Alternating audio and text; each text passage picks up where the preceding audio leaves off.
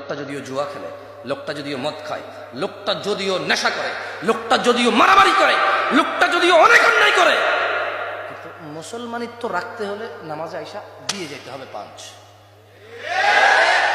যেই লোক দিনে 17 বার এই কপাল মাটিতে লাগায় না, তার ঈমান টিকে না।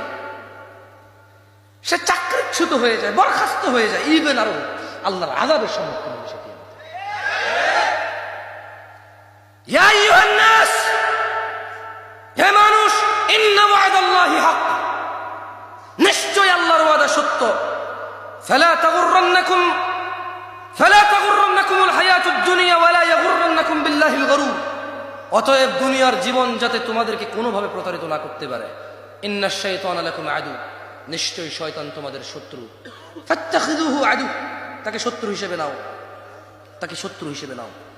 আজকের দিনে মুসলমানের সবচাইতে বড় অপরাধ কোনটা জানেন? নামাজ ত্যাগ করা। অধিকাংশ মানুষ এই অপরাধে লিপ্ত। দ্বিতীয় অপরাধ জিনা আর নেশা। এই